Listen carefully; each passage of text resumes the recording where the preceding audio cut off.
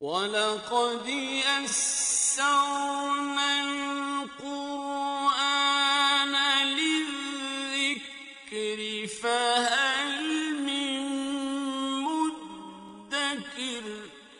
اور ہم نے قرآن کو سمجھنے کے لیے آسان کر دیا، تو کوئی ہے جو سوچے سمجھے۔ صوت القرآن، قرآن کی آواز۔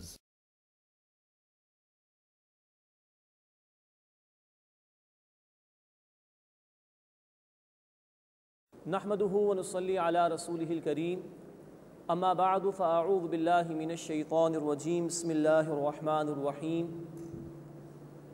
الحج اشهر معلومات، فمن فرض فيهن الحج فلا رفث ولا فسوق ولا جدال في الحج، وما تفعلوا من خير يعلمه الله، وتزودوا فإن خير الزاد التقوى، واتقون يا أولي الألباب۔ صدق الله العظيم۔ سورہ البقرہ آیت نمبر 197 سے مطالعہ شروع کر رہے ہیں۔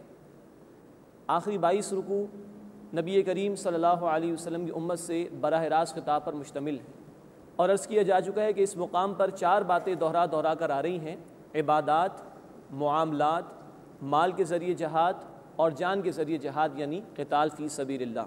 اب ہم دیکھ رہے ہیں کہ جو 25واں رکوع شروع ہو رہا ہے، اس میں ایک مرتبہ پھر حج کے حوالے سے گفتگو بیان ہو رہی ہے۔ فرمایا الحج اشہر معلومات، حج تو ہے معلوم مہینوں کا۔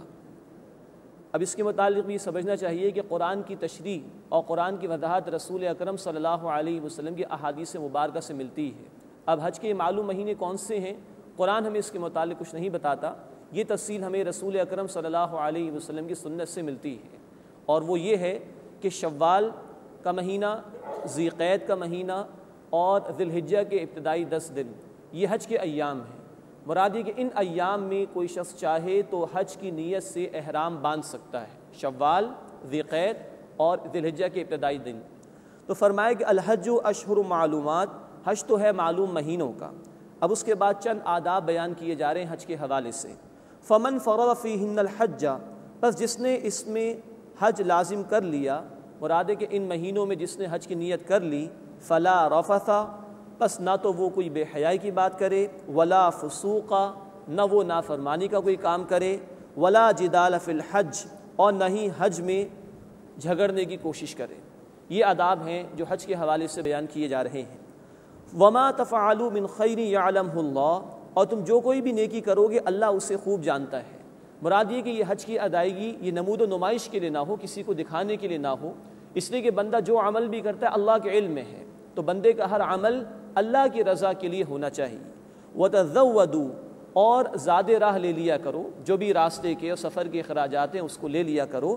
فَإِنَّ خَيْرَ الزَّادِ التَّقْوَىٰ، بے شک بہترین زاد راہ بچنا ہے، یعنی سوال سے بچنا ہے۔ بخاری شریف میں اس کی تفصیل آئی ہے۔ صحابی ابن عباس رضی اللہ تعالیٰ عنہ فرماتے ہیں کہ یمن سے لوگ کچھ آیا کرتے تھے اور اپنے ساتھ سفر کا سامان نہیں لاتے تھے، اور کہتے تھے ہم تو اللہ پر توکل کرتے ہیں۔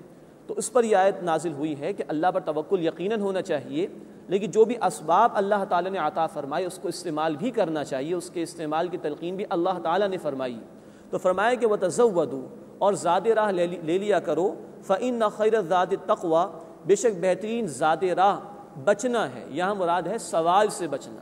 ایسا نہ ہو کہ نکلے تو اللہ کے راستے میں اللہ کی رضا کے لیے حج کرنے اور اب لوگوں کے سامنے ہاتھ پھیلانے کی نوبت پیش آ جائے، یہ طرز عمل درست نہیں ہے۔ وَاتَّقُونِ يَا أُولِي الْأَلْبَابِ، اور اے عقل مندو مجھ ہی سے ڈرتے رہو، میری نافرمانی سے بچتے رہو۔ تو یہ حج کے کچھ آداب بیان ہوئے، نہ تو کوئی بے حیائی کا ارتکاب کیا جائے، نہ نافرمانی کی روش اختیار کی جائے، اور نہ جھگڑنے کی کوشش کی جائے۔ حدیث اللہ کے رسول صلی اللہ علیہ وسلم کی بخاری شریف میں، جس نے حج کا ارادہ کیا اور حج کی ادائیگی کی اور ان تمام باتوں سے، بے حیائی کی باتوں سے، جھگڑے کی باتوں سے بچا رہا، تو وہ گویا ایسے واپس لوٹے گا کہ آج ہی اس کی والدہ نے اسے جنم دیا ہو۔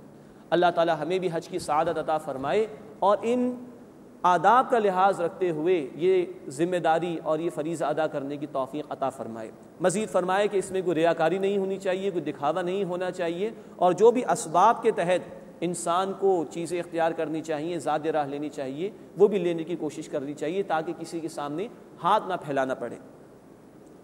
اس کے بعد مزید حج کے حوالے سے کچھ باتیں اور کلیریفیکیشنز دی جا رہی ہیں۔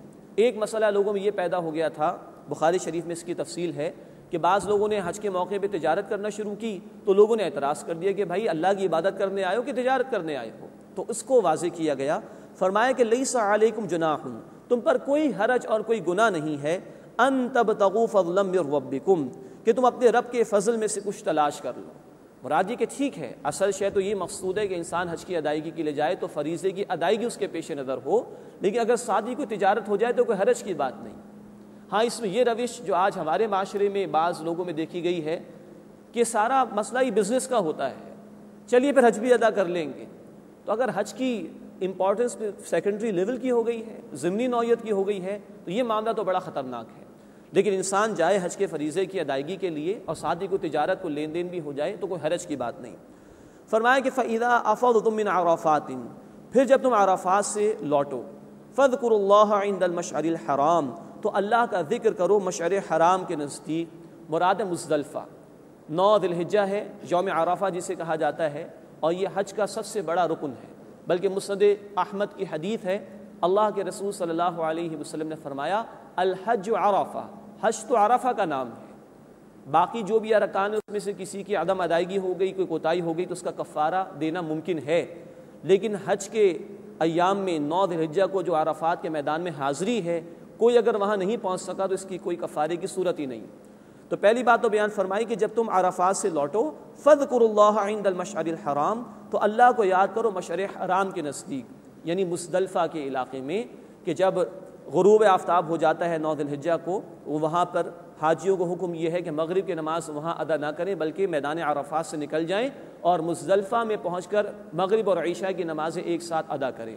تو فرمایا گیا کہ وہاں پر بیٹھ کر، وہاں پر موجود رہتے ہوئے اللہ رب العزت کا ذکر کرو۔ وَاذْكُرُوهُ كَمَا هَدَاكُمْ، اور اللہ کو یاد کرو جیسے کہ اس نے تمہیں ہدایت عطا فرمائی۔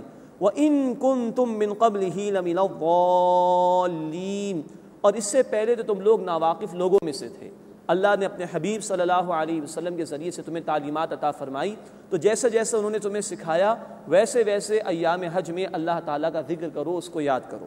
ثُمَّ أَفِيدُ مِنْ حَيْثُ أَفَادَ النَّاسِ، پھر تم لوٹو جہاں سے لوگ لوٹتے ہیں۔ یہ اصل میں اشارہ ہے قریش مکہ کی طرف۔